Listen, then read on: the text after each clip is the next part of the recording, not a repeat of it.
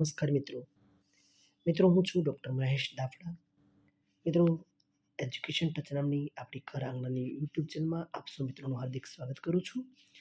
મિત્રો, આ ચેનલ પર 1111 જેટલા ઇંગ્લિશ વ્યાકરણના વિડીયો અવેલેબલ છે. આ વિડીયો જે મિત્રો ધોરણ 9 થી 12માં અભ્યાસ કરે છે એવા મિત્રો માટે આ અંગ્રેજી વ્યાકરણના વિડીયો આ ચેનલ પર અવેલેબલ છે, તો ચોક્કસપણે તેનો લાભ લેશો.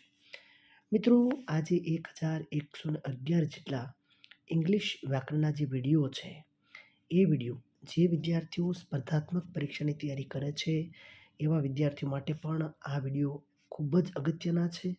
તો એવા વિદ્યાર્થીઓ સુધી પણ આ ચેનલ પહોંચાડવા આપ સૌ મિત્રોને હાર્દિક વિનંતી છે. દોસ્તો, અહીંયા દર રવિવારે કરંટ અફેર્સનો આ એપિસોડ રજૂ કરું છું.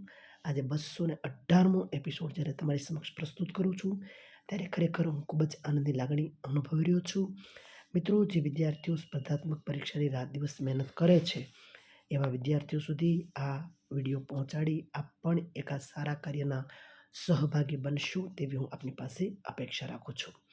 મિત્રો, આ જ ચેનલ પર એટલે કે એજ્યુકેશન ટચ નામની આપણી આ ઘર આંગણાની યુટ્યુબ ચેનલ પર સ્વાતંત્ર્ય સંગ્રામમાં જે નરબંકાઓએ પોતાના જીવની આહુતિ આપી છે એવા વીર જવાનોને યાદ કરવાનો પણ એક ઉપક્રમ અહીંયા શરૂ કર્યો છે.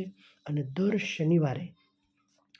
શનિવારે આવા એક શહીદની શૌર્ય ગાથાને આ ચેનલના માધ્યમથી નવી પેઢી સુધી પહોંચાડવાનો એક પ્રયત્ન શરૂ કરવામાં આવ્યો છે. તો મિત્રો, આવા આ દેશના નરબંકાઓને, આ દેશના મહામાનવોની એ ગૌરવ ગાથાને, એ શૌર્ય ગાથાને નવી પેઢી સુધી પહોંચાડવાનો એક પ્રયત્ન મારા દ્વારા કરવામાં આવ્યો છે.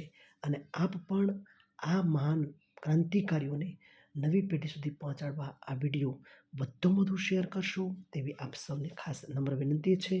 દર શનિવારે સ્વાતંત્ર્ય સંગ્રામના શૂરવીરો એવા શીર્ષક હેઠળ અહીંયાથી એક એપિસોડ, એક ક્રાંતિકારીનો વિડીયો અહીંયા પ્રસ્તુત કરવામાં આવે છે.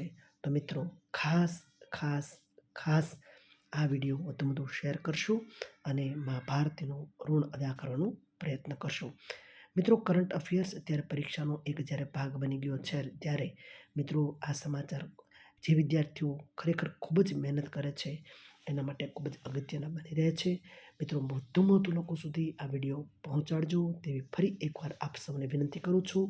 અને એ સાથે એક વાતની ખાસ સૂચના કે અહીંયા જે સમાચારો પ્રસ્તુત કરું છું એ મારી જાણકારી અને મારા વાંચનની મર્યાદાને અનુરૂપ હોય છે.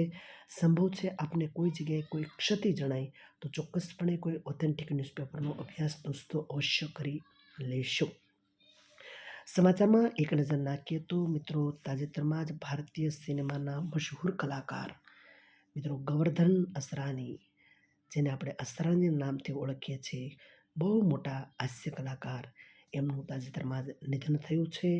ખરેખર ભારતીય સિનેમા જગતને ખૂબ મોટી ખોટ પડી છે. પ્રભુ તેમના આત્માને ચીર શાંતિ અર્પે તેવી આપણે સૌ પ્રાર્થના કરીએ છીએ.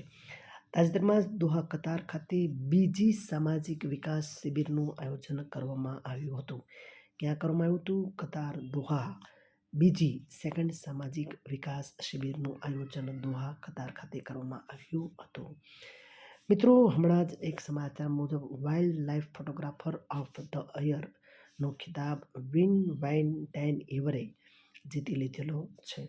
Wild life photographer of the year 2025નો ખિતાબ કોણે જીત્યો છે? Wim van den Heever. મિત્રો, તાજેતરમાં જ બોલિવિયા દેશના નવા રાષ્ટ્રપતિ તરીકે રોડ્રિગો પાઝની નિમણૂક કરવામાં આવી છે. રોડ્રિગો પાઝની નિમણૂક કરવામાં આવી છે. કયા દેશમાં? બોલિવિયા નામના દેશમાં નવા રાષ્ટ્રપતિ તરીકે કોની પસંદગી કરવામાં આવી છે? તો રોડ્રિગો પાઝની નિયુક્તિ કરવામાં આવી છે. એક સમાચાર મુજબ ભારતનું ચંદીગઢ શહેર એ ઝૂંપડપટ્ટી મુક્ત પ્રથમ શહેર તરીકે જાહેર કરવામાં આવેલું છે. ભારતનું ચંદીગઢ શહેર ઝૂંપડપટ્ટી મુક્ત શહેર તરીકે સમગ્ર દેશમાં એવું પ્રથમ શહેર છે જે ઝૂંપડપટ્ટી મુક્ત શહેર બની ગયું છે. મિત્રો, તાજેતરમાં જ જૈનિક સિનેરે ચાઇના ઓપન 2025નો ખિતાબ પ્રાપ્ત કરી લીધેલો છે. જૈનિક સિનરે ચાઇના ઓપન 2025નો ખિતાબ જૈનિક સિનરે પ્રાપ્ત કરેલો છે.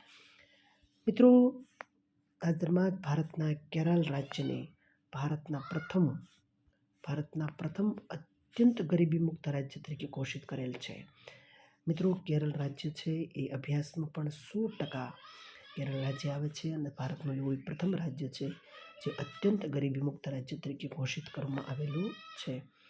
મિત્રો, તાજેતરમાં જ સુનિલ અમૃતને, યાદ રાખજો મિત્રો, તો જે સુનિલ અમૃતને બ્રિટિશ અકાદમી પુસ્તક પુરસ્કાર 2025 આપવામાં આવ્યો છે. બ્રિટિશ અકાદમી પુસ્તક પુરસ્કાર કોને આપવામાં આવ્યો છે? તો સુનિલ અમૃતને બ્રિટિશ અકાદમી પુસ્તક પુરસ્કાર 2025 કોને આપવામાં આવ્યો છે? તો સુનિલ અમૃત નામના સર્જકને, લેખકને આ પુરસ્કાર આપવામાં આવ્યો છે. મિત્રો, મણિપુર ખાતે તેમનો સુપ્રસિદ્ધ નિંગોલ ચકોબા આ ઉત્સવ ભવ્ય રીતે ઉજવવામાં આવેલ છે. કયા સ્ટેટની વાત છે? મણિપુર સ્ટેટની વાત છે. નિંગોલ ચકોબા ઉત્સવ એ મણિપુરનો ખાસ ઉત્સવ છે અને તે તાજેતરમાં જ ઉજવવામાં આવ્યો હતો.